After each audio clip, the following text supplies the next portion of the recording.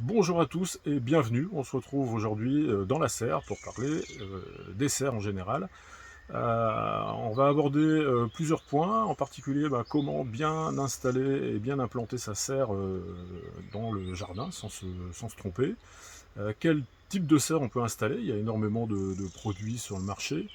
Je vous montrerai après mon cas particulier avec la manière dont j'ai installé moi la serre dans mon jardin avec quelques particularités. J'avais pas énormément de place, donc il a fallu faire des choix. Et je vous montrerai aussi quelle serre j'ai choisi. Je viens de changer de serre. C'est ma deuxième serre, voilà. On voit tout ça juste après. Fait chaud.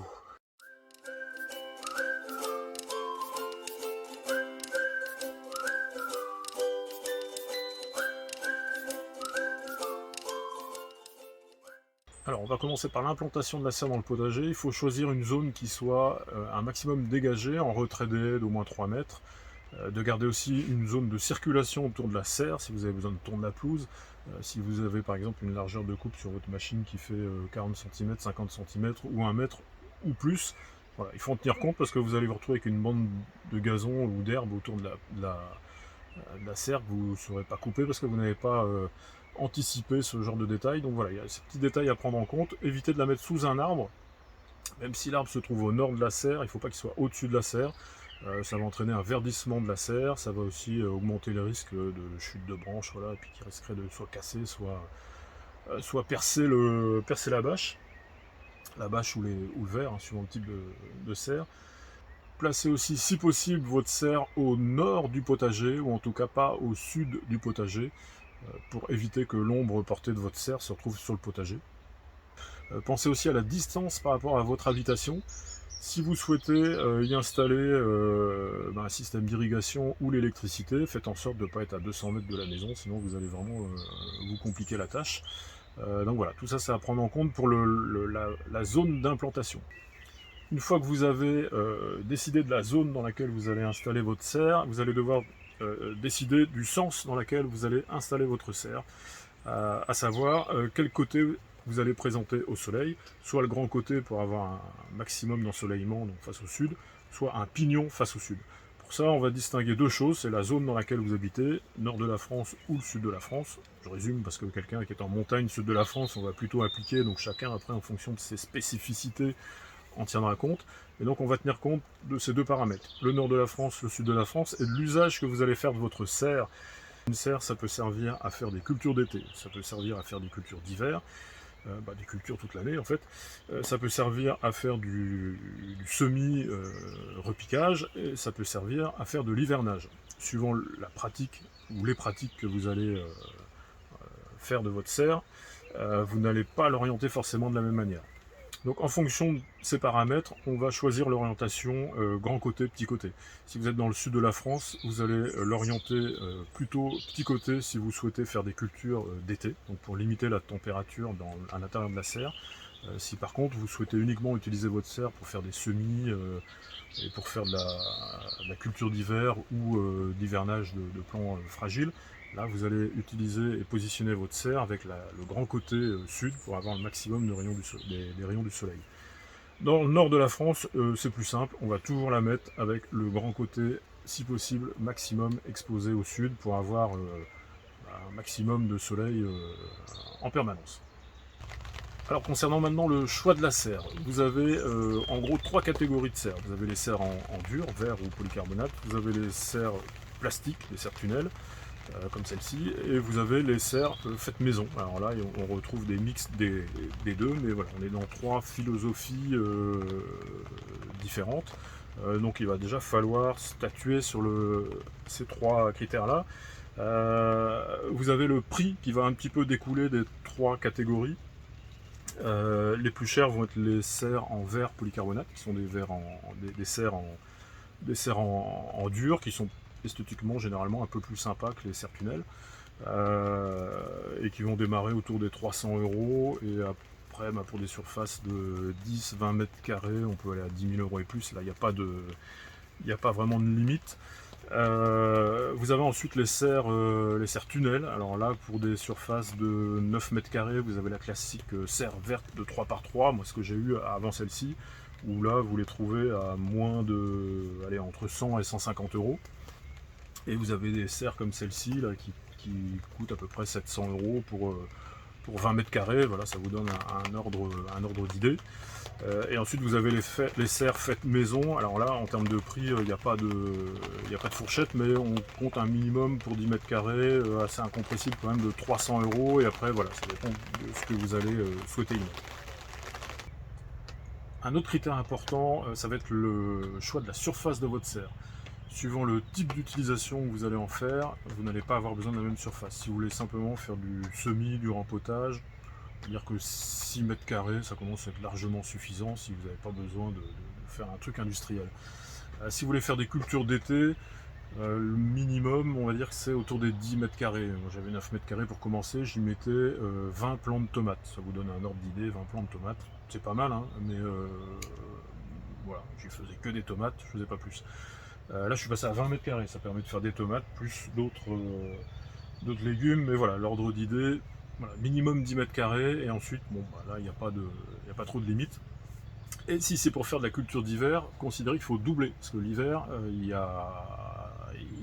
c'est pas qu'il n'y a pas grand chose qui pousse, mais ça pousse beaucoup moins vite, donc il faut mettre en terre beaucoup plus de plants pour avoir un résultat intéressant au niveau des récoltes. Donc si vous souhaitez faire de la culture d'hiver, c'est minimum 20 mètres carrés sur une serre. Voilà. Et si vous souhaitez vraiment faire de la culture d'hiver, là il faut passer sur des serres qui font 30 ou 40 mètres carrés. Alors un autre point très important à prendre en compte quand vous allez acheter votre serre, ça va être la ventilation. Une serre, ça a besoin d'être ventilé pour pouvoir réguler la température et ventilé pour pouvoir baisser le taux d'humidité, l'hygrométrie que vous avez dans votre serre.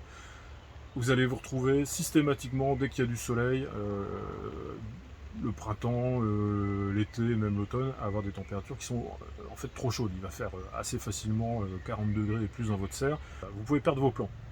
Donc il faut impérativement pouvoir réguler cette température. Sur une serre de 3 par 3 comme celle que j'avais avant, avec une seule porte devant, j'arrivais pas à réguler la température. Il y a des ouvertures sur le côté, mais qui sont basses, donc du coup en fait la chaleur reste dans la poche du haut. Pour peu qu'il n'y ait pas du tout de vent, et ben ça fait une espèce de grosse bulle, il continue à faire 40 degrés. Un truc très important aussi qui va avec cette notion de régulation de la serre, c'est ça. J'ai le mien qui est ici, il montre, clac. C'est ça, un thermomètre. Vous voyez combien on a là? On a 33 de max, hein. Le mien il tient la température mini, maxi et la température. Là, il fait 22 actuellement, et là il y a un petit rayon de soleil, donc on a eu 33 max aujourd'hui, on avait 5,5 ce matin. Donc ça permet quoi? Ça permet de se rendre compte en fait de la température qui fait réellement dans votre serre. Donc voilà, ventilation, impératif. Sur les serres en verre, ça va être les lucarnes en haut et les portes de chaque côté, et sur les serres tunnels, donc voilà, les deux portes. Alors à prendre en compte également dans les coûts annexes, ça va être l'aménagement des tables à semis. J'en parlais tout à l'heure du thermomètre. Voilà, plein de petits trucs, une allée. Vous voyez, moi j'ai fait une. Bon, c'est de la récup, mais bon, il faut quand même prendre ça en compte si vous voulez faire des allées et des aménagements. Qu'est-ce qu'il va y avoir aussi? Vous allez aussi avoir l'irrigation si vous voulez irriguer votre serre, et le système de chauffage si vous voulez la chauffer. Donc voilà, tout ça ce sont des coûts annexes qui sont aussi à prendre en compte au moment de votre achat. Alors une toute dernière chose que j'allais oublier, c'est le montage. En termes de montage, bon, j'ai jamais monté de serre en verre en dur. Donc je ne peux pas vous faire part là pour le coup de mon expérience. Ça semble un petit peu plus compliqué parce qu'il y a le système de dalle à faire.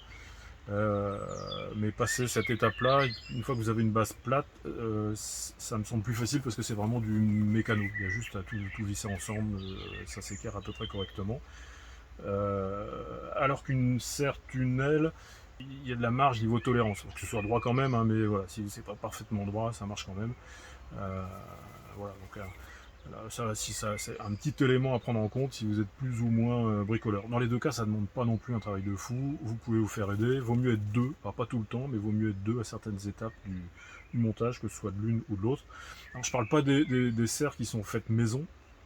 Là, vous avez aussi un coût annexe, c'est qu'en plus du coût des matériaux, il faut bien entendu avoir soit les outils, soit accès aux outils, parce que là, il faut du coup avoir un paquet d'outils pour couper, voilà, c'est quelque chose qui va être mis dehors. L'assemblage d'une serre faite maison, ça doit être quelque chose qui doit être fait dans les règles de l'art, sinon vous allez la retrouver par terre. Et par rapport à l'assemblage, ou la conséquence justement du type d'assemblage avec une embase pour les serres en dur, en verre, et pas d'embase pour les serres en tunnel plastique, c'est que vous pouvez les serres en tunnel plastique les déplacer comme vous voulez. Quand vous changez de bâche par exemple, au bout de 5 à 10 ans, vous pouvez assez facilement aller mettre votre serre à un autre endroit du potager pour récupérer un sol, un nouveau sol, sachant que celui-ci sera quand même pas mal épuisé, ce que vous pouvez bien sûr beaucoup moins faire facilement avec une serre en dur, à moins de refaire une dalle ou une embase à chaque fois. Voilà. Alors maintenant, on va parler précisément de mon cas d'implantation pour la serre. Alors vous voyez, je me suis mis de l'autre côté de la caméra, ça va être plus simple pour moi. On a une implantation qui n'était pas si évidente que ça. Vous avez en fait, on va la faire comme ça, vous avez l'est qui se trouve là, du coup l'ouest est là, hein. Vous avez le potager qui est au sud ici, et le nord qui est au fond là-bas. Je me trouvais en fait contraint par mon pommier qui fait de l'ombre, et je me trouvais contraint par les haies. Du coup ma serre est décalée de la haie ouest, celle-ci, de 3 mètres. Cette haie me sert aussi de protection contre les forts vents d'ouest, hein. Ici on se tape des tempêtes, à partir d'octobre on peut en avoir 2, 3 très grosses par an. Derrière, on voit pas, on devine, donc j'ai aussi une haie derrière au nord, derrière la serre. Mon potager est au sud. Et donc le cas du pommier, il n'est pas si gênant que ça, parce qu'en fait, j'ai le soleil de l'est le matin qui tape directement sur la serre et qui vient me la réchauffer à la belle saison, hein. C'est sûr que l'hiver, c'est pas le cas, mais là, arrivé au printemps, à partir de la mi-avril, j'ai le pignon qui prend le soleil. Ça permet à la serre de monter en température dès le matin, même quand il a gelé la nuit, elle remonte assez rapidement à une quinzaine de degrés. Et ensuite, elle a un petit peu d'ombre du pommier, et elle récupère après le soleil. Et donc là, elle se remet à chauffer, et du coup, c'est trop chaud. Donc ça, c'est le début de printemps. Et arrivé milieu de printemps et été, le pommier ne me gêne plus du tout, parce que le soleil, en fait, il passe par-dessus. Donc voilà, tous ces points-là sont quand même à prendre en compte. C'est pas si évident d'estimer l'ombre portée d'un arbre, mais il faut essayer d'en tenir compte. Donc moi, ça m'a quand même limité dans ma longueur. Ma serre fait 6 mètres. J'aurais pu en avoir une de 8 mètres, mais voilà, rien que par rapport au pommier, j'ai limité les 2 mètres de plus pour pas être embêté par rapport à ça. J'ai 20 mètres carrés, ceci dit, c'est largement suffisant. Au final, concernant ma serre, je suis donc parti sur une serre qui fait quasiment 3,50 m au niveau de la bâche au sol, et 6 mètres de long, par rapport à la place, hein, que j'avais simplement disponible au sol. Je pouvais guère faire plus, et donc j'ai acheté une serre chez Serre en Direct. Alors il y en a pas mal qui connaissent, hein, parce qu'ils sont plutôt bons. Alors moi j'ai découvert un peu sur le tard, mais je l'ai regardé, j'étais envieux sur le site internet à regarder toutes les serres, et pour me rendre compte qu'en fait ils étaient à 3/4 d'heure d'ici. Donc c'est une boîte qui se trouve sur Carhaix. Allez voir leur site internet, hein. Et alors là vous verrez, il y a tout type de serre. Ils démarrent avec l'abri automate de 2,40 m de long, je crois, de large, sur 3 mètres de longueur ou 4 mètres de longueur. Et ils ont des serres, après, il n'y a pas de limite, hein. Je crois que la plus grande largeur qu'ils aient en standard, ça doit être du 5 mètres, 10, 12, je crois qu'ils vont jusqu'à 20 mètres. Donc là, ça commence à faire vraiment des monstres. L'avantage de cette boîte, en fait, il y avait deux choix. Il y avait déjà le rapport qualité-prix qui, de base, semblait plutôt très bon. Et il y avait une autre chose aussi, c'est que en fait ils sont fabricants, concepteurs. Un fabricant, ils fabriquent pas les tubes, mais en fait ils achètent des tubes, ils cintrent les tubes, donc ils font les conceptions et les formes de leurs serres, et ils font eux-mêmes le cintrage des tubes. Pareil pour les bâches, ils fabriquent pas les bâches, mais ils vont faire les coupes et les soudures de bâches. Ce qui veut dire qu'en fait ils maîtrisent vraiment leurs produits et on peut considérer que c'est plutôt abouti. On est sur du tube de 40 mm au niveau des arceaux. 40 mm, donc 4 cm. Hein. Ils font 1 mm 5 d'épaisseur, c'est indestructible. Hein. Vous pouvez vous suspendre au tube, il n'y a pas de risque pour que ça casse. Et autrement, les autres tubes, bah, tout ce qui est tube de ce qu'on appelle les barres filantes ou les contreventements, les barres qui sont sur le côté là, où les longues barres qui retiennent tous les arceaux entre eux, sont sur du 32 mm. Vous voyez, toutes les bâches sont clipsées, il y a les gros clips inox, on voit ici. Les gros clips inox. Et la bâche principale, donc la bâche du dessus, est enterrée sous le sol. Hein. Ça dépasse, je crois, de 80 cm. Et le reste de la bâche principale est tenu par un ourlet avec une cordelette, voilà, qui s'arrime en bas, vous voyez, et qu'on peut retendre. Bon, la mienne, elle aurait besoin d'être un petit peu retendue. Voilà. Alors pour conclure cette vidéo, moi je voulais juste vous faire part de mon expérience par rapport à ma première serre en fait. Je regrette pas du tout ma première serre, que j'avais pas payé très cher, c'est mes enfants qui me l'avaient offerte, mais bon voilà, des serres à 100-150 euros, là en 3x3 verte, classique. C'est plutôt un bon début pour démarrer. Si vous n'êtes pas sûr de vous, si vous démarrez le potager, si vous ne savez pas si dans 5 ans, 10 ans vous faites toujours du potager, et à la rigueur ça fait un petit investissement qui n'est pas énorme pour démarrer. Vous n'aurez pas la meilleure serre du monde, hein. Vous pouvez potentiellement faire juste quelques mois avec parce qu'elle va s'envoler. Donc voilà, tout ça faut le savoir, mais ça permet quand même de bien démarrer. Moi j'avais une serre comme ça, je l'ai eu pendant 5 ans. J'avais juste une contrainte, c'est que pour pas qu'elle s'envole, en fait, tous les ans, à la fin de la saison, mi-octobre, je retirais la bâche, la structure restait en place, et je la remettais en place début mai, donc pendant la période des tempêtes. J'avais pas de bâche, donc elle risquait pas grand chose. Par contre la contrainte c'était qu'il fallait remettre la bâche à chaque fois, la réenterrer, c'était pas forcément évident, et l'autre contrainte aussi c'est que du coup je pouvais pas l'utiliser en serre à semis, puisque à la période des semis qui démarre au mois de janvier-février pour les semis qu'on met en pleine terre maintenant là, j'avais pas de serre du coup, donc je devais tout faire à l'intérieur sur des bords de fenêtre. Ça limitait quand même considérablement, ou dans des châssis, mais voilà, j'avais un rendement qui n'était pas et un confort surtout qui n'était pas aussi bon.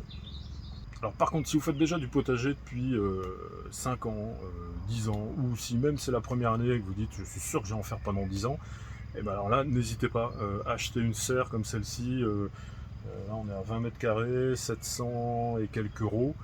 C'est un gros investissement au potager, mais vous allez vraiment vous y retrouver sur plusieurs points.